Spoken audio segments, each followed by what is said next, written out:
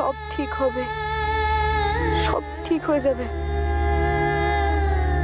সকালের মধ্যে কিছু পরিবর্তন নিশ্চয়ই হবে।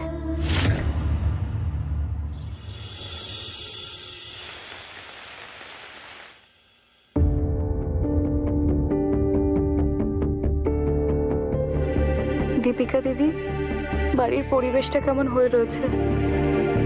কারোর মুখে কোনো হাসি নেই, আমার একদম ভালো লাগছে না। সবাইকে খুশি করার জন্য আমরা কিছু করি, কিন্তু কি করব আমরা? আমার কাছে একটা আইডিয়া আছে। যদি আমরা সবার পছন্দের খাবার বানাই, সবাইকে ডেকে নিই, সবাই আমরা একসাথে খাবো আজকে।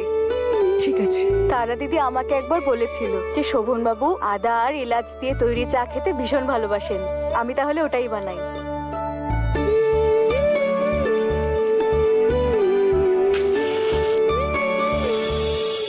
ফুল, যা কিছু ঘটলো তাতে তো নিশ্চয়ই তোমারও খারাপ লাগছে।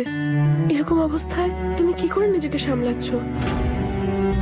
তুমি চাইলে আমাকে তোমার মনের কথা বলতে পারো। দীপিকা দিদি, এ সময় আমি নিজেকে নিয়ে একদম ভাবছি না।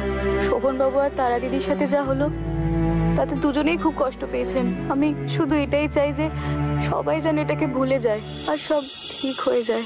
ততক্ষণে আমরা সবার মন ভালো করার চেষ্টা করি, তাহলে যদি একটু পরিবর্তন হয়। বাকিরা সবাই তো আসবে ঠিকই, কিন্তু দাদা, উনি আসবেন? ওনাকে নিয়ে ভেবো না, আমি ওনাকে নিয়ে আসবো। ঠিক আছে।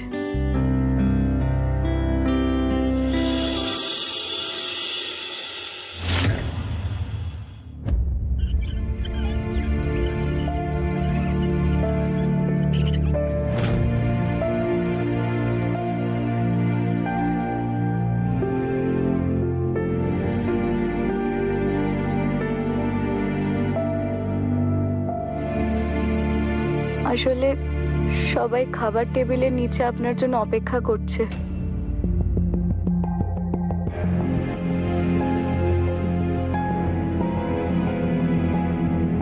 আমার মনে হয় আপনার তারা দিদির সঙ্গে মন খুলে কথা বলা উচিত। তাহলে যা ভুল বোঝাবুঝি, যাই সংশয় আছে, সব ঠিক হয়ে যাবে।